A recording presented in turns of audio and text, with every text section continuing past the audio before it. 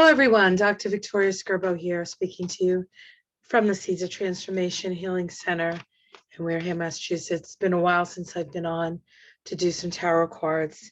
I've been busy with clients, thank you very much, and a little sick with a cold. So I've been taking it easy as my watchers asked me to do. Thanks. So we have a full moon coming up next week, and it is a very powerful full moon. It's a full moon in Cancer. Cancer is, the moon is the ruling planet of Cancer. So the moon is very comfortable being in Cancer and really takes on the nature of itself in Cancer. And that is variability, emotionality, sensitivity, concern, care, nurturance, all the Cancer things. We are concerned of our family and our security, both our physical security, our emotional security.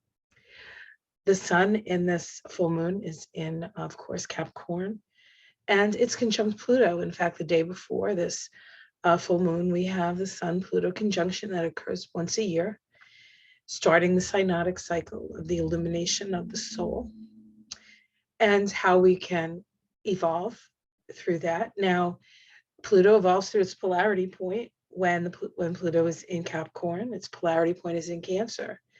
And really this full moon, the moon in this full moon is on the polarity point of the current position of Pluto. So we are at a point where we will become aware of some things that have been hidden and in the dark.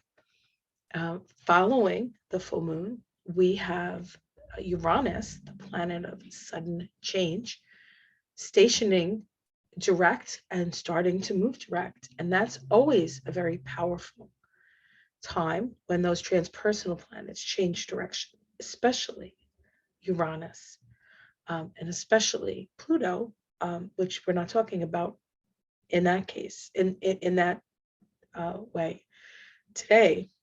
Or it's happening today. It's happening in Uranus. And then, because everything seems to happen all at once, we have the nodes of the moon. Now, the nodes of the moon are a conscious evolution.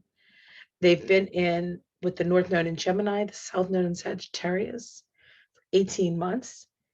They shift on the 18th of January into Taurus and Scorpio. The nodal axis is our collective evolution consciously. And so we're moving in the direction of Taurus. Taurus is a Venus ruled sign. Venus is retrograde in Capricorn. Pluto is in Capricorn. It's a reevaluation of the systems, a reevaluation of our values, a reevaluation of our priorities. One of the things that Capricorn really knows how to do is to create priorities. And it's something that we can all do. We have to sit down in our life and create the priorities that we have or that we need. What is the first thing we need? What's the second thing we need? What's the third thing we need? And then work your life in that direction. We are going to become very aware of what's essential in our lives as the North Node moves into and through Taurus. Making Venus the ruler of the North Node means that everything that happens in Venus, with Venus, is going to be very important. And Venus is just starting a new cycle where she becomes the morning star. The morning star, Venus morning star, has more of a Taurus energy, a survival energy. And so while Venus is in charge, it is not going to be easy peasy Venus, all about love and beauty and bonbons, although there should be some of those as well. Not to be too serious about things, right? In the meantime, we have the South Node in Scorpio asking us to release enmeshment, obsessive behavior, controlling, power struggles, chaos, emotional hell, enmeshment. I might have said that twice. obviously my issue, right? These are some of the things. And Venus and Taurus is the sign of life, and Scorpio is the sign of death and rebirth. So we are at a time when it's really important, the choices that we make and the actions that we take.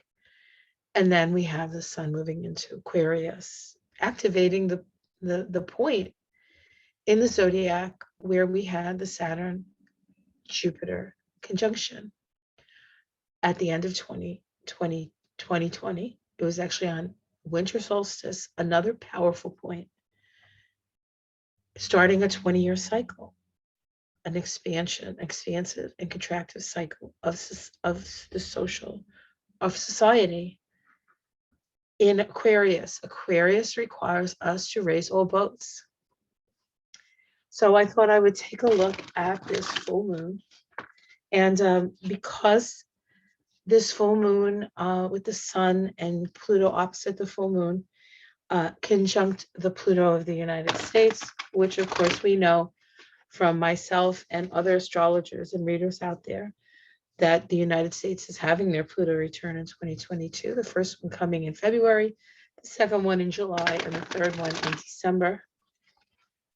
This is the first time the United States has had a Pluto return. It takes about 248 years to get there, and that's about how old the United States is, right? So let's take a look at this. We're looking at the full moon for the US. Look at the full moon for the US. Just one more shuffle here, guys. We're gonna get a good shuffle in.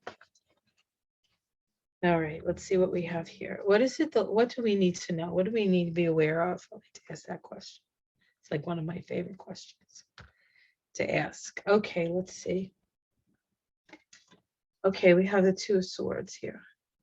So this is indicative of a crossroads. So definitely, this is the energy of the crossroads. And this woman is sitting here at the crossroads with two swords and two paths ahead of us. This is about choice. Right now, we're at a choice point. Which direction do we want to go into? Do we want to go into the direction of life? Do we want to go in the direction of death? Choices that we make, actions that we take will have a bearing on what happens. What's crossing that? The Five of Wands. This is argumentation, but it's often argumentation for argumentation's sake. This is the forces that want to keep us distracted. These are distractive forces that are there. See what's at the root. The High Priestess. What a powerful card to get.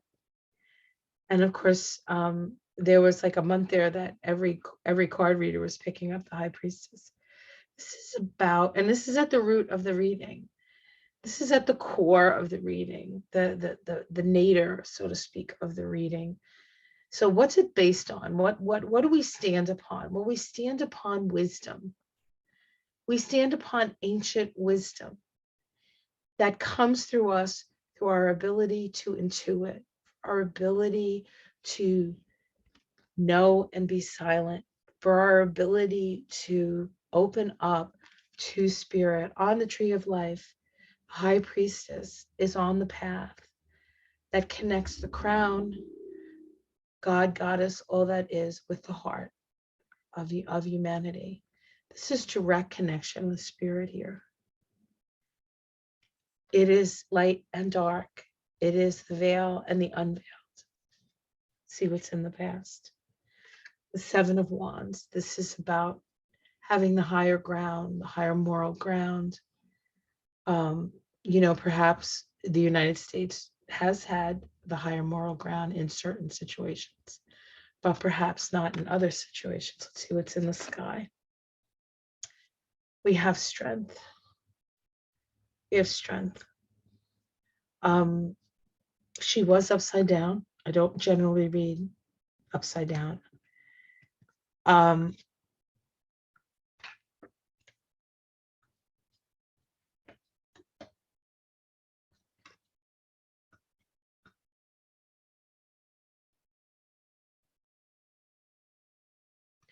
Strength card. deals with the rising of the Kundalini energy. And that is a spiritual force. That is the life force brought to a higher spiritual level. We are being asked to do that. We are being asked to connect with the spirit that lies within us, connect the spirit to the earth, right? To the earth. Let's see what's in the immediate future. We have the Two of Wands, Two of Wands. So this is, we can see this is, I forget what this guy's called, but he's on a hill, right, in England. In fact, I don't see it in this picture, but I think this guy might have an erection in the real picture, but I could be wrong. I could be a different one. But you can see he's sort of standing in a doorway, right? He's like standing. He's got one hand on one stave and one hand on the other stave, or perhaps two sides of a door. What's ahead of us is the opportunity to take action. What's ahead of us is a need to take our spirit forward. Two is about interaction. Two is about, in fact, we started with the Two of Swords. At the root, we have the two in the major arcana. And in the future, we have two. So everything is two. And so we have this two, all these twos coming up. And as I said, the Pluto return, right, is 2022. And so, and that adds up to a 28-1, which is about new beginnings. And this is the card of 28-1. This is the 28-1 card. This is the new beginnings. So a doorway is opening for us to begin anew. How it's seen from the outside, justice. What a beautiful card to come up. Justice is being served. The scales of justice are coming to an equilibrium. Let's see how it's seen. Let's see the domestic situation. The Prince of Pentacles. This is, of course, this is about money, and it's about being careful with your money or making your money work for you, perhaps. But this is being aware of the hard work that it takes and a willingness to do that. Hopes and fears, the World card. This is about endings and new beginnings. People want a new beginning. People want a new world. We need a new world because the old world does not work anymore. This is the new earth. And we have the Ace of Swords as the outcome. This is the Lady of the Lake offering this Excalibur, taking Excalibur.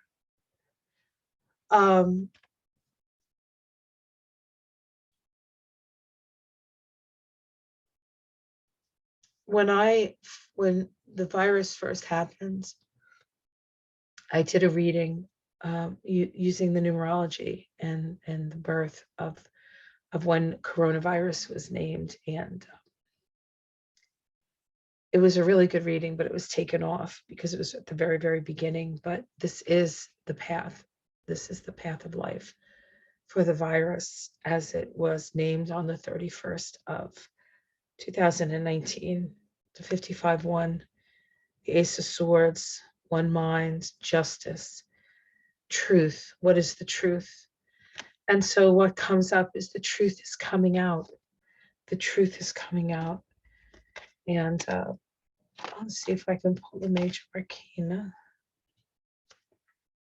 Okay, so we have the Nine of Pentacles.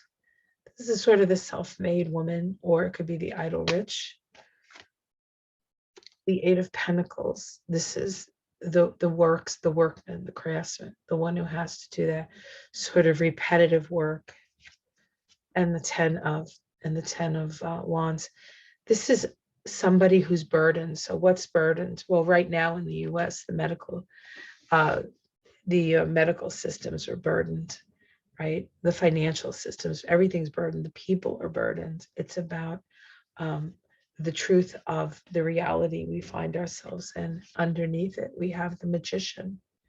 reminding us that we have the power to change what we focus upon. We have the power.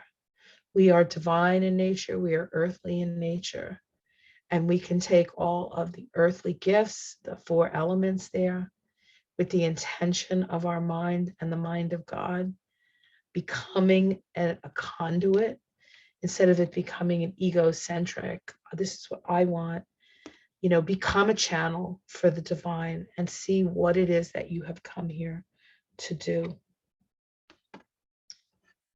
We have the Eight of Cups, turning your back on something that's no longer spiritually fulfilling. And we have the King of Cups here, the nurturing, fatherly energy, but perhaps not completely looking at the feelings. He has feelings, but he's not looking at them. And so there are still some feelings and there's still some emotions that we know we need to go through. As a country, the King of Cups is a Cancer card. It's associated with the sign of Cancer. And of course, the United States is a Cancer country. So what does this full moon bode for us? It bodes the moment that we change, we become aware of what is, and we start making choices differently, or not, because we have free will. So the question is, what do you want to do? What are you planting in your garden?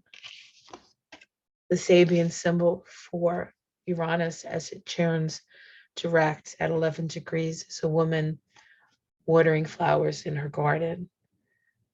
What are you nurturing in your life? And what you're nurturing in your life will become your reality.